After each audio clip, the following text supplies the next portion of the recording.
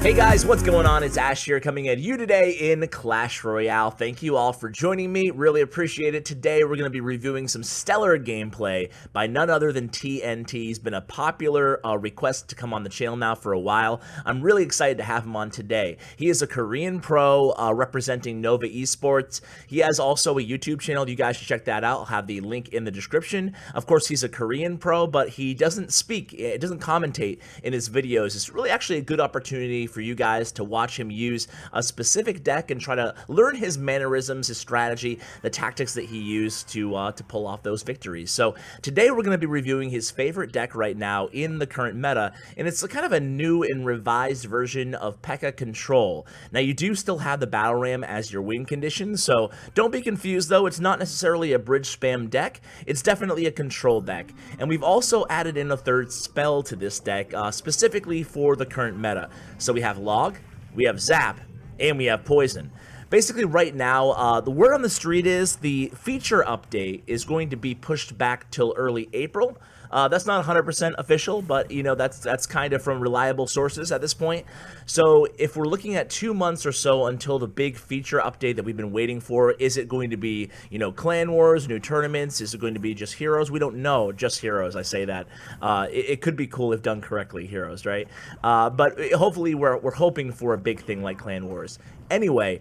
I think that we might get another balance update between then and now, though. So I wouldn't be surprised if maybe in a month or so, another few weeks, we might receive another balance update, because it does seem like Zap Bait is even more out of control than it was prior to the previous balance changes, and this deck is built specifically to counter that, okay? And that's why you have the 3 spells in there. So with Royal Ghost, Zap, Poison, and Log, you should really not have a problem countering any sort of spammy bait that's coming your way with this deck. Now, one thing about this deck is you definitely want to be totally comfortable going into overtime, playing for the draw if you're using this on ladder, which is, you know, it's mainly a challenge deck because of the cards in the levels, obviously, but definitely it's totally viable at the top of ladder, or if you have your cards at level standard for your kind of range, whatever arena you're in ladder. So anyway, you can see it has the PEKKA as that big tank stopper. You're going to use her also kind of as your tank in this deck in a lot of situations. You'll see the TNT is not afraid to play the PEKKA if he knows the opponent doesn't have a card that he needs the PEKKA for, such as, you know, a Hog Rider or a tank, a giant, or a golem. In the Goizen meta right now, there's a lot of Goizen going around still. PEKKA's beautiful to have in this deck, and if you don't need her in a deck like against a Zappy Bait matchup, by the way, this is the 12th win of this grand challenge, guys. If you don't need her in a matchup like this, you can play her in the back once you manufacture a positive elixir advantage, and you can try to execute a really big push. Now check this out here. I want to say this is a really crazy little push here. No, I think it's the next match, but we'll keep an eye open for that. We do reach that right tower with the Royal Ghost, by the way, guys. If you don't have Royal Ghost, or your Royal Ghost is under-leveled and you want to look for a substitution in this deck, I would recommend either adding Dark Prince or Baby Dragon, preferably Dark Prince. Reason being is because you do need that splash damage, especially in this meta with Mortar Bait everywhere, with the notorious and infamous Mega Knight Inferno Dragon bait deck, right? You're going to need an answer to all of those decks, especially just the new and improved bait deck going around with Prince and Ice Wizard, and of course the old school bait deck with the Log bait deck, right, that we just kind of saw the newer version of that with Zappies in that last GC replay. So we have plenty of answers for all that bait, and I do think, circling back to my main point there, I do think that we're probably going to need another balance change. I don't think we can last another 2 months with this deck absolutely dominating the Mega Knight bait deck, Zap bait deck. So yeah, I wouldn't be surprised if we see that, but in the meantime, this is a great option to play, really strong option to really counter the meta. This is a great 12-win deck right now. It might be the most reliable 12-win deck off meta, like a counter deck, if you're not going to use that Mega Knight deck, okay? So going to the gameplay here, oh, Royal Ghost, Dark Prince, yeah, that would be the sub. One more elixir, but you're going to need that splash. You also have Flying Machine in this deck. It's going to be a really strong Really strong air counter card, and it's just a great card to cycle in this deck, actually, because more often than not, it can protect the entire arena, meaning that it can target either lane, so it really kind of shuts down your opponent from getting something going if you play your I almost called it an air sweeper again. If you play your flying machine in the back. So we're going against an Expo matchup here, and you would think that Expo would be very easy for this deck, but Expo is so strong in the current meta. You know, we've really evolved past the times, past the days in Clash Royale lore, where if you had one tank in your deck, you could shut down an Expo deck. You know, we do have Battle Ram, Royal Ghost, and PEKKA. Royal Ghost, of course, not a good option against an Expo because he disappears, right? You need to distract that Expo. PEKKA is a great option, but you're going to need more because people often have a plan in their Expo decks for dealing with at least one tank, because almost every deck runs at least one tank nowadays. So just having the PEKKA isn't enough. But of course, going against this matchup, you're definitely going to want to save your PEKKA for that Expo. You're never going to want to play your PEKKA behind the King Tower unless you're sure the Expo is out of rotation for your opponent. So here, TNT opts not to zap on that Battle Ram there, because he knows he's going to need a little bit of elixir here to stop this Expo. And he actually does. You can see every time that the PEKKA dies, he's going to go ahead and deploy the Log as well as the Royal Ghost to try to kind of keep ahead and chip away at that Expo. Also doing a little bit of damage to that right tower. A pro play there by Gabriel R.A. actually pulling that PEKKA away and getting the Expo to lock on. We zapped it back onto the Royal Ghost, I believe, maybe? I don't know. But we're going to have to go ahead and deploy another Log here. Royal Ghost is activated, so we have plenty of distraction this go-round. But of course, we always want to be aware of that Expo. And again, we're already into overtime here, guys.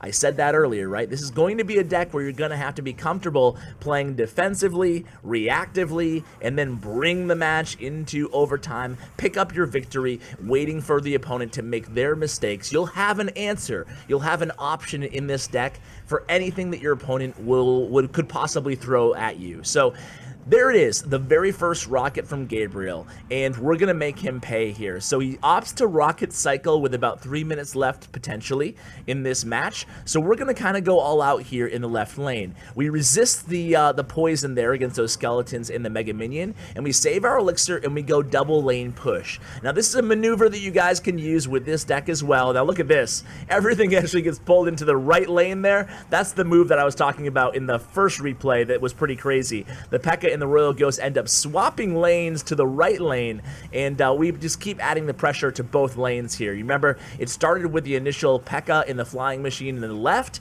We hit the bridge hard with the Battle Ram on the right, and then we hit the bridge hard again with the PEKKA on the left. And that really, you know, you might be looking at that gameplay and saying, wow, that looks like bridge spam to me, Ash. And it's really not. I mean, it's just a punish play.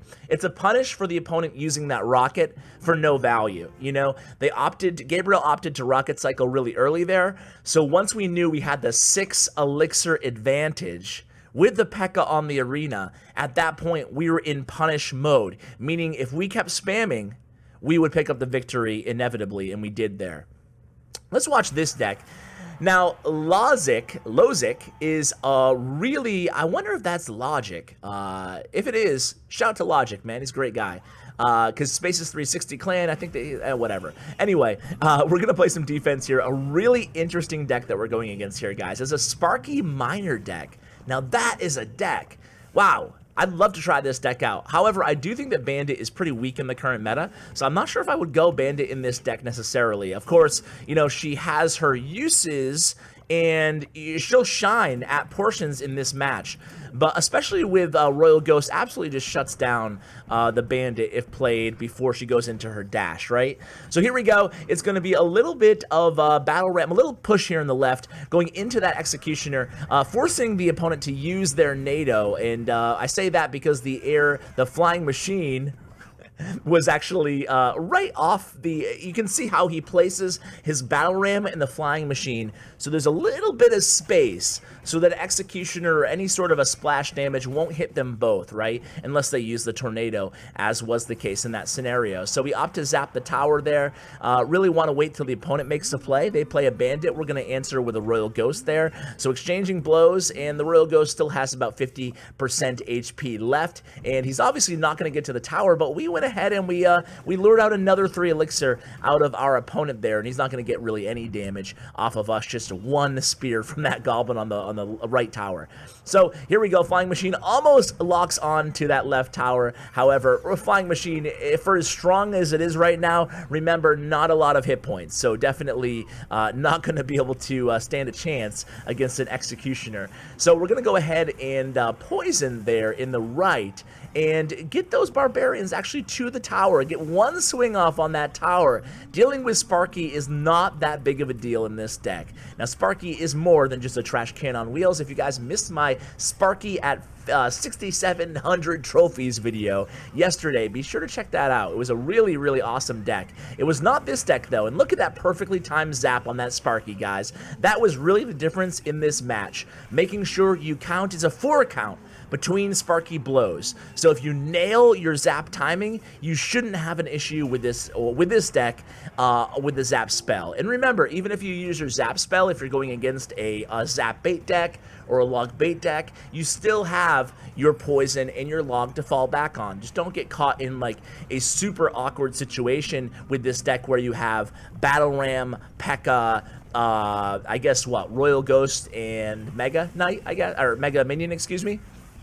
I guess that would be the most awkward hand. So you do have to be cognizant of your rotation and making sure that you keep things moving. You don't want to get caught. Battle Ram's a tricky card to have in your hand at all times, right? So I guess I'll just end the video with that thought. Is from somebody who plays a lot of Battle Ram with 3 Musketeers, I can tell you that you should be very careful. Look at that bandit, by the way, got right through that Royal Ghost. Wow. You should be very, very careful with your Battle Ram. It should never be in your hand like the entire game, as maybe a PEKKA would be if you had absolutely no use for it. You should really at least be cycling your Battle Ram when you have the positive elixir advantage, even if it's solo and you just hover zap in case they play bats or skeletons, because it will keep your rotation moving, and it will keep your log, your zap, your poison, your most important spells in rotation for when you need them. It's definitely an important point just to kind of cover before we end this video while playing this powerful counter deck. And there you go.